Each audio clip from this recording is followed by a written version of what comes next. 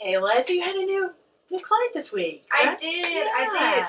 I did. She was real sweet, but it was a little rocky and kind of uncomfortable. I don't know that she's actually going to be back, though. Tell me about that. Well, I mean, as far as the baseline of why she was here and just the domestic violence she's experiencing with her boyfriend, she was pretty transparent about what that was looking like, and it sounds like it's escalating. We explored possibly pressing charges, and she kind of drew up her arms against that and wasn't really comfortable with that. I brought up maybe staying at a shelter and was actually able to secure her a spot with us, but even with that, she was really reluctant and hesitant. So I feel like I went through our list of like services that we can provide, and we went through them real fast, and she just doesn't seem to be interested. So I don't know why she'd come back if we don't have anything to help her with. Okay. Were you able to get under or in there about what might be keeping her from accessing some of the things that we have to offer? I mean, a little bit. Honestly, I just think that she was thrown off by my age.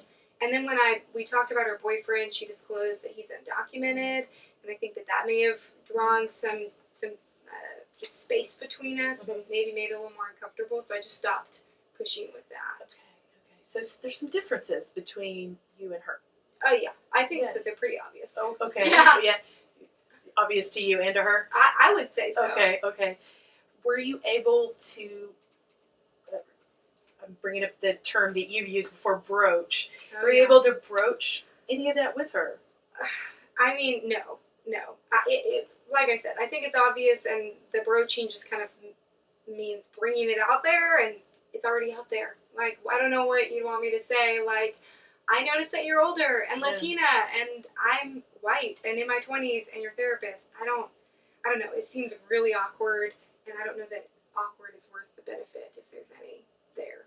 Well, it can feel awkward in the beginning. Well, yeah. Especially if you haven't done it before, and I know you learned about it in Professor Smith's class. Yeah. But you've not maybe gotten a chance to try it?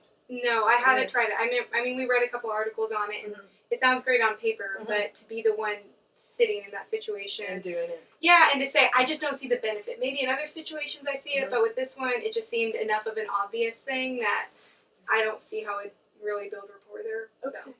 Well, you probably learned about this. It may be floating around in the back. Yeah. But another way about broaching, definitely it's the talking about the differences, processing those differences in session. Right. But are you familiar with the type that just allows or opens up a space for someone who is different than you or has a different experience than you, particularly an oppressive experience, to talk about their experience in the world? So, like, not relationship between like me and them, but like me or them and their world experience? Yeah. No. It sounds a little abstract, though. Do you have an example maybe of that? I do. Okay. You know, I worked at a college counseling center for a while, and there's a few situations where I have colleagues who bring this up regularly. We just say, you're a male, I'm a female, or whatever the situation is, and go ahead and just name it, put it in the room. Yeah. And that's the one that I feel like I'm most familiar with. Okay, right. And again, it may sound like a little awkward because we know that already, but or these are my assumptions about us, and to bring them in the room. Right.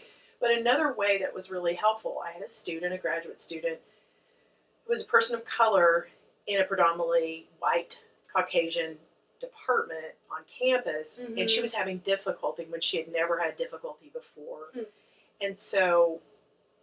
And this is where I feel strongly, and we've talked about this, learning about historical context, especially on this campus that I was working at, wondering, could this be potentially race related, based on her situation, and come to find out that she was the only African American, and she was having difficulty.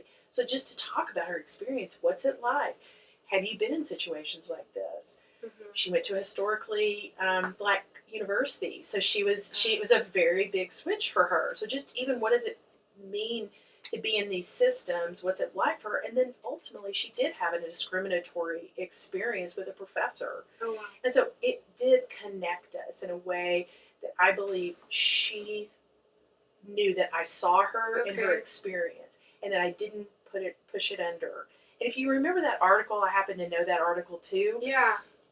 Better outcomes occur when there needs to be more research, but better outcomes occur when we acknowledge what could be going on. And I have a feeling something might be related to being Latina, undocumented in these systems that you're talking about, shelters, domestic violence, the complications of domestic violence. Okay. What do you think? I mean, it's a new perspective. I'm just like trying to take it in because I'm hearing like connection would be a big benefit. Her feeling like seen and heard. Maybe coming back to see you, knowing you're still here, and also just like me even having a better understanding of where she's sitting, so I can meet her there. Yeah. Still a little uncomfortable to like broach something in that way. Would you be willing to try? Yeah, I'd be willing to try. I think kind of your latter example seems a little bit more comfortable, like talking to her about her experience in the world. So I'd be willing to try that. I mean, like I said, I don't know if she's coming back, but like Wednesday was our appointment time. Hopefully she comes, but I don't know. I've had a hard time getting in touch. Do you have what you need to be able to do that right now and the resources to make this connection with her? I think so. I feel more comfortable about it and in guiding our conversation next time. So I'll definitely give it a try. Okay. I don't know how it will go. I have a feeling it's going to go well. I'll try. And if connection, even if I'm wrong in those things, it sounds like connection and would be a better outcome than not. So. That's my belief, and I think that even the research shows that. So, and I know we talked about that. But I am available up until the time you see her and after, and then of course we'll have our next supervision next week. Great. Well then I'll probably touch base with you like right after, even before if I'm sure she's coming, and maybe run through how I'm planning on doing this, practice a little bit. Okay. But yeah, I'll definitely be in touch. Yeah, and thank you for bringing this up today. Yeah. And I look forward to hearing about what happens. Yeah, I'm excited to tell you about it. Okay, good. Great. Bye.